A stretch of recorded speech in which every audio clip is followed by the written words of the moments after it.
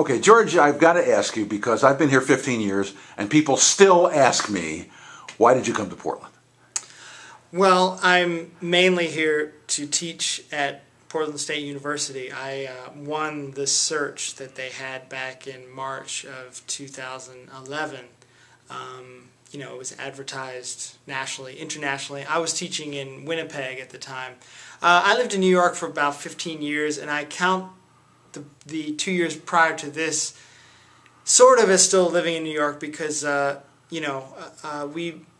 just say Winnipeg didn't quite work for us for a variety of reasons, one of which is the weather. It can get to 40 below during the winter. One of the few places where the weather's worse than Portland. Yeah. Oh, no, this weather is fantastic. I'm telling you. I mean, and even better than, because we were in New York during the last year's blizzard, so you get none of that here. I mean, This is just a dream. So, I mean, I'm basically here to teach, and I'm teaching combos, and I'm working with the large ensembles, and not doing a lot of private teaching, but there's a thriving scene here, so I'm playing a bit, and I'm still traveling a little bit, but basically moved here to teach, but there's a lot of things we love about Portland, me and my family, my wife, and we have a 2-year-old.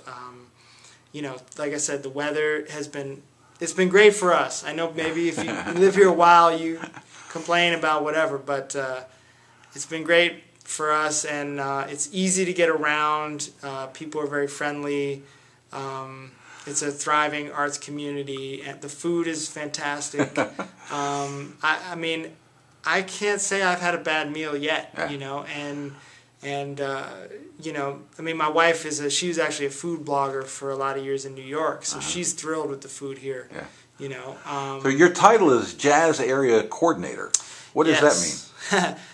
I'm not exactly sure, but I'm basically in charge of the combos and making sure that that's all organized. I'm in charge of making sure the juries are scheduled.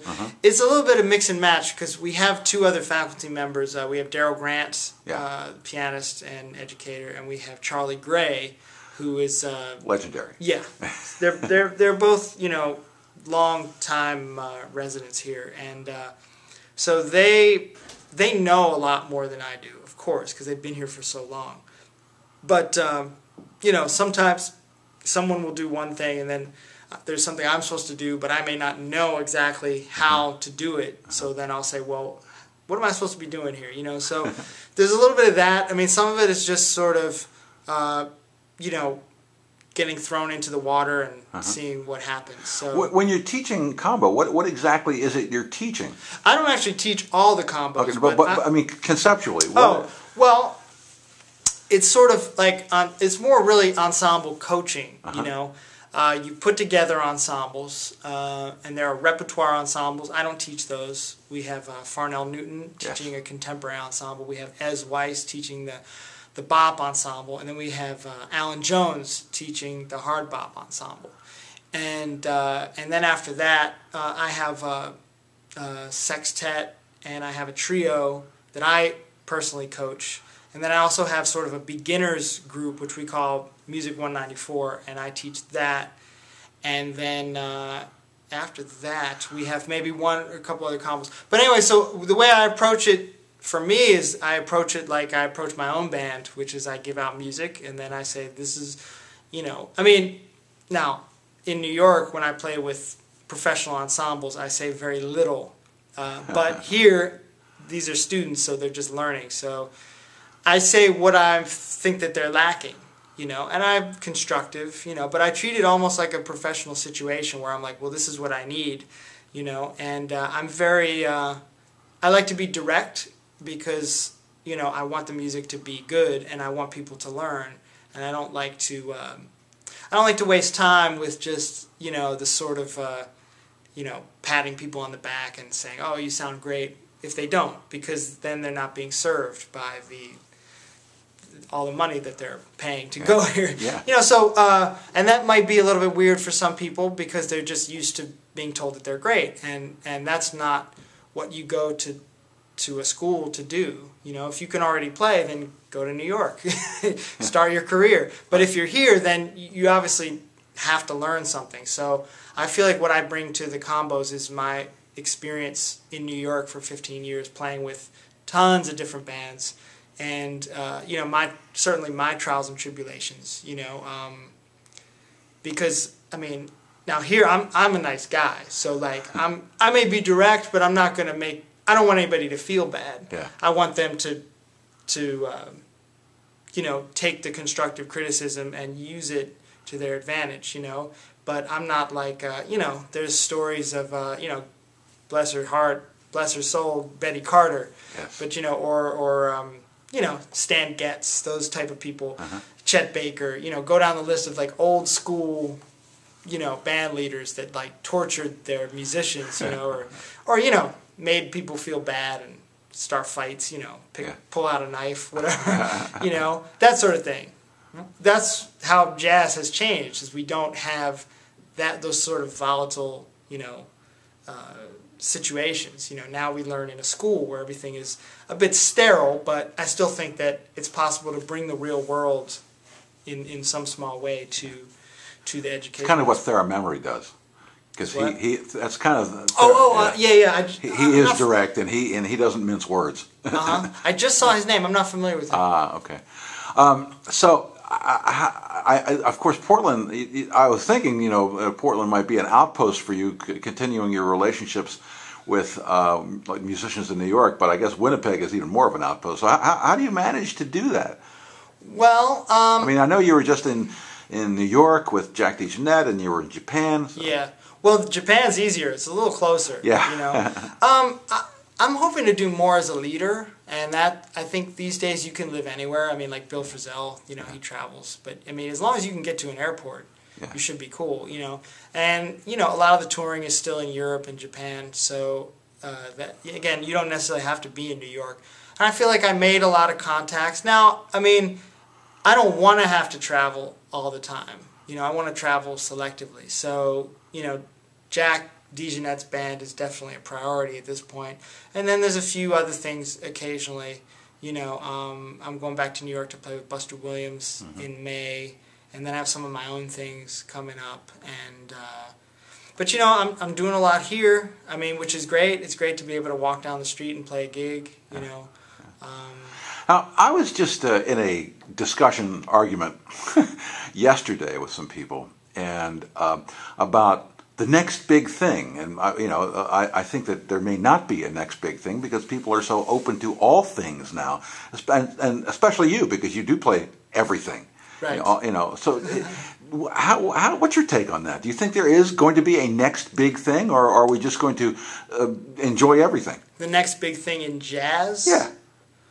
Well, it's hard to know from such a close-up distance, you know what I mean? Like, it's, you know, for example, I mean, did people, when Charlie Parker was making his inventions, you know, did people know that we'd still be talking about him, you know? I mean, like, for example, you know, Buddy Bolden at the time of his heyday, you know, I mean, go down the list, you know, there's so many people that, I mean, King Oliver was a star, and he died broke, and now we mention him to a certain extent, you know, like, I mean, Fletcher Henderson had a popular band. Jimmy Lunsford was incredibly popular, and now almost no one talks about him. Right. People talk about Duke Ellington. You know, his career ebbed and flowed, you know, which is fascinating to think about. But the next big thing, I mean, I think it's if there is a next big thing, it might be big now, but in 10 years it may not be big. Right, you know? right. It's hard to know. I mean, like, for example,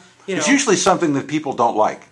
It could be. It absolutely could be. Yeah, I mean, you know, when Stravinsky got booed. Like, right.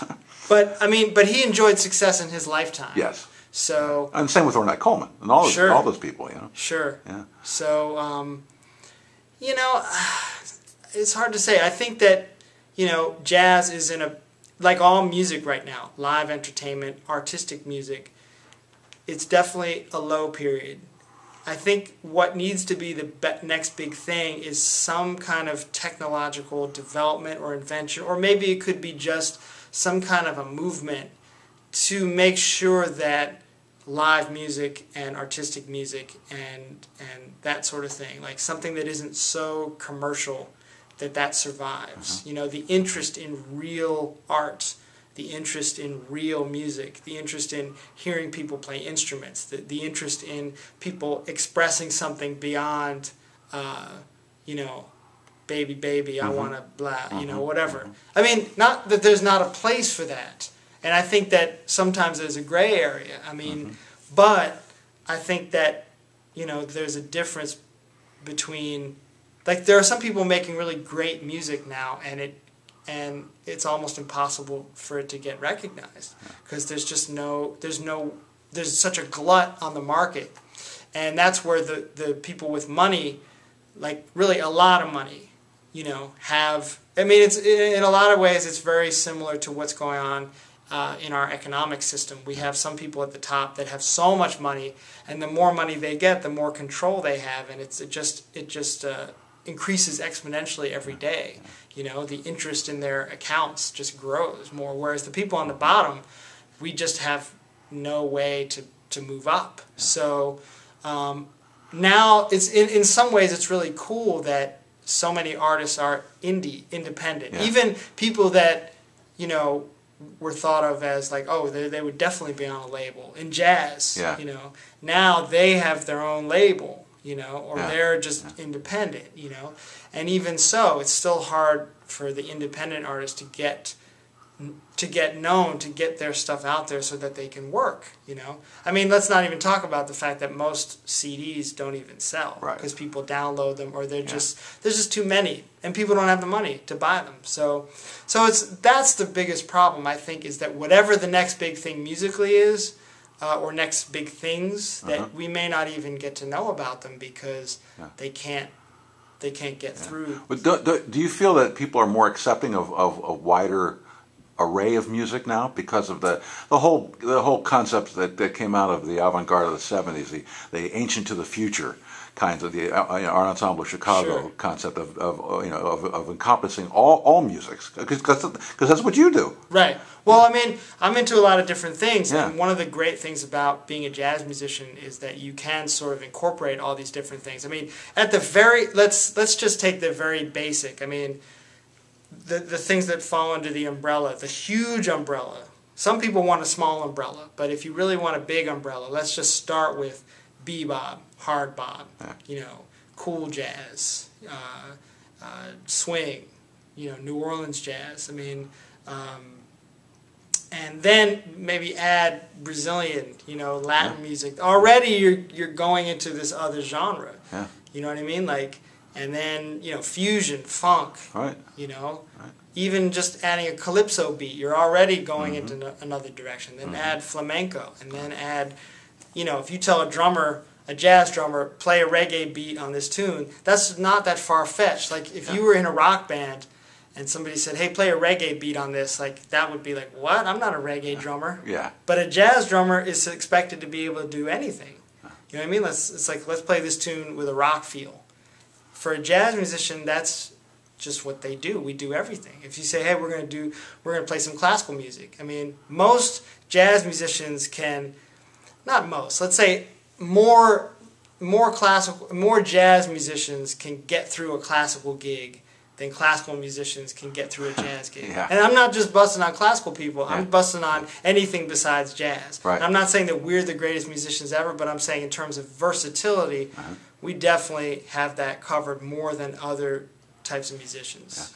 So where can we see you coming up around here in the near future? You will be able to see me, most importantly, you will see me February 3rd at the Brasserie Montmartre with a trio featuring Matt Jorgensen from Seattle.